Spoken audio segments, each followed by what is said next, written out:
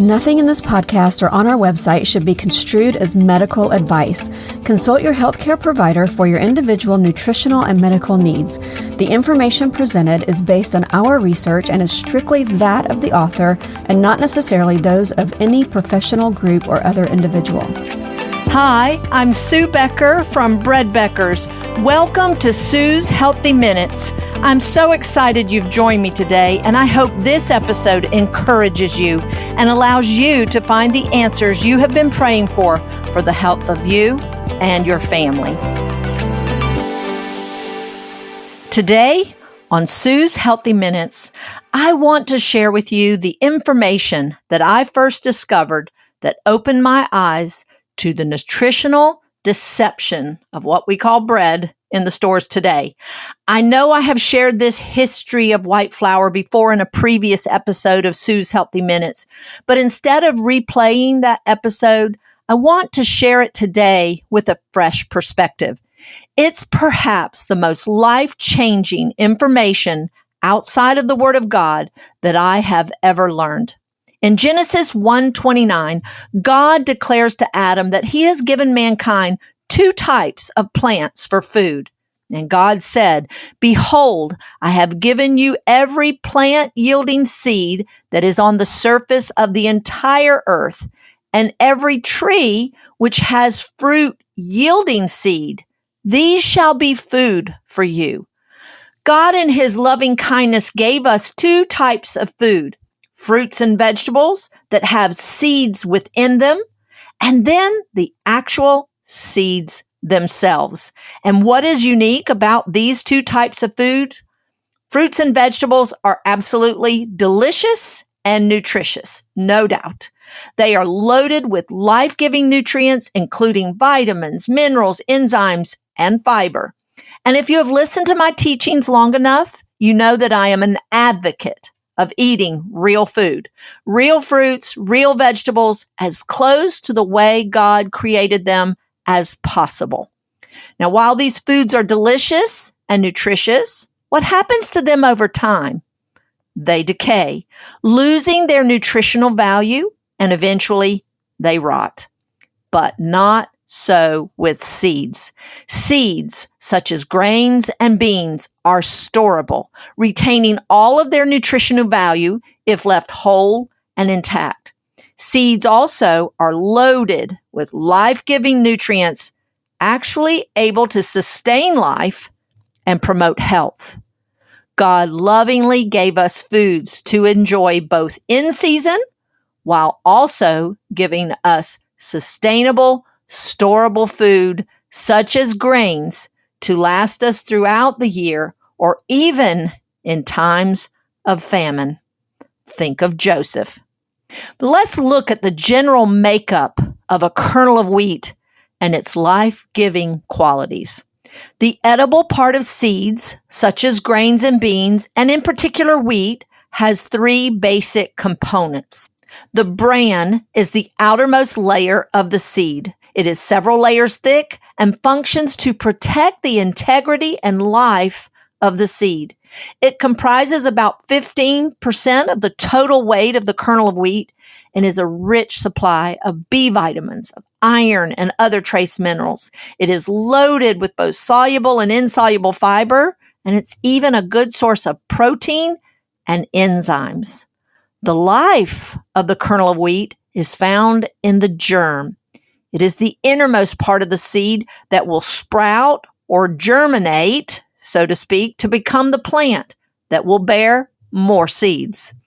Though it is the smallest component of the seed, it is perhaps the most nutrient dense. It is rich in fatty acids and is an abundant source for the master antioxidant, vitamin E. The germ is loaded with many other antioxidants and minerals, as well as most of the critical B vitamins, numerous phytonutrients, making it a nutritional powerhouse. The rest of the kernel of wheat is known as the endosperm, better known to you and I as white flour. It is predominantly comprised of small packets, if you will, of protein and starch. These packets of protein and starch provide food for the germinating seed until it can develop its more sophisticated system of roots and leaves to gain nutrition from the soil, from the rain, and the sunshine. While the endosperm does indeed supply essential amino acids not abundantly found in other foods, it is virtually devoid of vitamins, minerals, and fiber. All of these vital nutrients, though, are perfectly stored within the intact kernel of grain. Stored properly in its whole form, seeds will retain their nutritional value for many, many years. But what happens when this seed or this kernel of wheat is broken open, such as when it is milled into flour? The vital nutrients and oils are now exposed to the air, and a reaction known as oxidation begins to take place immediately. Now, you don't have to be a scientist or have a laboratory in your home to have visually observed oxidation. It is the same process that turns an apple, banana, or an avocado brown once you cut it open. It is the same process that causes oils to go rancid. And it is the same process that causes foods to lose their nutritional potency when stored. Now, prior to the 1900s, most bread consumed in America was made at home from freshly milled flour. Homes either had the capacity to mill the flour themselves or depended on a local miller to mill the flour for them. Towns and communities were actually built up around these mills. The miller was a viable citizen of the community. Now, the people were probably clueless as to the nutritional loss occurring from oxidation once the flour was milled, but knew that the flour would spoil or go rancid over time. They could smell it and taste it. But in the late 1800s, it was discovered that spoilage and rancidity in the flour could be minimized if the very nutrient-rich bran and oil-laden germ of the flour was sifted away. This led to the invention of the huge steel rolling mills that would crush the grain into flour, then send the flour through screens to sift the bran and germ components away, leaving only the endosperm or white flour. By 1878, the invention of the steel rolling mills changed the commercial flour milling industry forever. Massive volumes of this long-lasting white flour can now be cheaply produced, making white flour and white bread, once reserved for only the wealthy, now affordable for everyone. Unfortunately, people quickly embraced the new white flour, abandoning the tedious task of milling their own and making their own bread. However, what seemed like a wonderful discovery soon turned into a nightmare for health. By 1910, white flour and white bread had replaced the nutritious whole grain bread as more and more local millers went out of business. And soon, 3 epidemic diseases, never commonly seen before in America, began to appear. Beriberi was virtually unheard of in America until 1907, when rather suddenly, more and more cases began to appear. Beriberi is a vitamin B1 or thiamine deficiency disease causing damage to the central nervous system, resulting in various neurological disorders. The first case of pellagra, another epidemic disease at the time, was diagnosed in Atlanta, Georgia in 1902. Again, previously unheard of in America, but now 30,000 cases were diagnosed in the first year alone. Pellagra is a vitamin B3 or niacin deficiency disease known as the disease of the 4 Ds: dermatitis or skin eruptions, dysentery, GI disturbances, dementia or mental illness, and finally, death. I found it interesting in my studies of pellagra that the southeastern United States, particularly Georgia and South Carolina, were heavily impacted by pellagra with a mortality rate of nearly 40%. And mental institutions literally overflowing, not having enough beds to house the patients. This was no insignificant health issue. Anemia was the third disease that began to reach epidemic proportions. Health officials worked tirelessly to discover the dramatic increase of these alarming health issues. They eventually traced the problem to the increased consumption of the new white flour on the market, and more specifically, the missing B vitamins and iron that were no longer supplied by the white flour due to the removal of the nutrient-dense wheat bran and germ.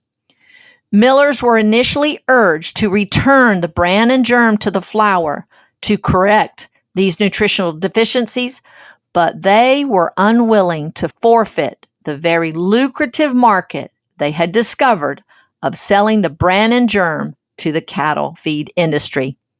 It took until the 1940s for the government to step in and mandate that the flour be enriched. Now, as a food scientist who studied food processing, I always assumed that this was a good thing the food industry was doing to our flour, a favor, so to speak, making it better than it would have been had they not enriched it. But when my eyes were open to the truth, I learned that this was no favor at all, that this enrichment was in fact a replacement of a mere fraction of the nutrients lost with the removal of the bran and germ. For the more than 30 nutrients and countless phytonutrients lost, only 3 B vitamins and iron were mandated to be restored to the commercially processed, now enriched white flour. It would take another 50 years of watching the rising incidence of birth defects before folic acid would be added back to the flour. And all the while, we must remember that these are synthetically produced nutrients that are used, not at all their naturally occurring, easy to assimilate forms. This trade-off has been a costly one. This enrichment of commercially processed white flour supposedly ended the epidemic of beriberi, pellagra, and anemia. But I think it is important to ask ourselves these questions. How many nervous disorders do we see in America today? How many skin issues, GI disturbances, and dementia or mental insanity for that matter? And of course, the adulteration of the most nutrient-dense food God has given us didn't stop there. Bleaching agents such as chlorine derivatives and benzoyl peroxide are now used to make the flour whiter than white. And dough conditioners such as potassium bromate are used to strengthen the gluten structure. These products have significant health implications such as liver, thyroid, respiratory issues, along with nervous disorders, seizures, and even hyperactivity. America is now considered a gluttonous nation and obesity a major health concern. Heart disease and diabetes have reached alarming levels even among young people. And constipation and bowel issues are no longer an old person's problems, but affect young and old alike, even babies. Countless people, including children, are dependent on antihistamines, allergy medication, antacids, anti-inflammatory drugs, and pain relief medications. All of this should be cause for careful consideration. God's word clearly states in Proverbs 14:12 that there is a way that seems right to a man, but the end thereof is death. Now, white flour and white bread have been around for thousands of years. People have always sought ways to make lighter, fluffier bread. Crude sifters were made from reeds to at least partially sift some of the bran and germ out. But this softer, daintier bread throughout history was reserved for the wealthy or the royalty who had servants or bakers to take the time to sift the flour and make the whiter bread. The poor were left to eat the dark peasant bread, as it was called, and they looked with envy at the white bread of the wealthy and the royalty. They had neither the time or the means to afford such a luxury. But again, God warns us of the deceptive food of the kings. Proverbs 23, verses 1 through 3, begins with this admonition. When you sit down to dine with a ruler, consider carefully what is set before you. Put a knife to your throat, lest you be given to gluttony, and do not crave his dainties and his delicacies, for it is deceptive food. Now, I realize that most of us today don't regularly dine with kings, but we must consider that the bread and the dainties and delicacies offered to us today would be considered king's food of that day. And God clearly says that it is a deceptive food, just as the word enrichment on our bags of flour and bread and crackers and cookies and cakes today is a deceptive term. The more I learn about whole grains, the more in awe I am of God's perfect provision for us. In Isaiah 55, verse 2, God presents us with a question. Why do you spend your money for that which is not bread and your earnings for what does not satisfy? If you were like me, before I learned about the history of what we call bread today, I had no idea that what I was buying and feeding my family was not bread at all, at least not what God intended our bread to be. I often share how excited I get when I find bread scriptures in my Bible reading. I want to close today with this profound bread verse found quite obscurely in Deuteronomy chapter 24. God spends much of his word instructing his people on how to live. Our loving God teaches us how to love him, love others, and love ourselves. In Deuteronomy 24, God gives a law for borrowing and lending. In those days, if you were going to borrow something from someone, you were to give them something of value of yours to hold as a pledge until you returned the borrowed item. But God had a law for the one thing of value that you could not take as a pledge from someone. Deuteronomy 24, verse 6 says, "Do not take a man's upper millstone as a pledge, for you would be taking his life." God equates the ability to mill our own flour for making bread with our very life. The sad part is, in the early 1900s, we let someone take our millstones out of our homes, and we have been losing our health and our lives ever since. I am so thankful that God sent this information to me so many years ago and introduced me to the whole concept of milling my own flour at home. I am as passionate today as I was 33 years ago about the truth of real bread and then sharing this truth with all of you. I can honestly say the most valuable kitchen appliance on my counter today in my little small kitchen is my grain mill. The improved health that I and my family have found and the thousands of testimonies of others keeps my fire burning to continue to spread the bread with you all. I want to thank you so much for listening today. Please share this message with others. You never know how much it might change their lives as it has yours. Until next time, this is Sue Becker from Bread Beckers with Sue's Healthy Minutes. Sue's Healthy Minutes podcast has been a presentation by the Beckers Incorporated located in Woodstock, Georgia. For more information, store hours, and learning opportunities, visit breadbeckers.com and follow us on Facebook and Instagram. Make sure to subscribe to this podcast and never miss an episode. Share this with 2 friends who would benefit from this information, and be sure to join us again next week for more of Sue's Healthy Minutes.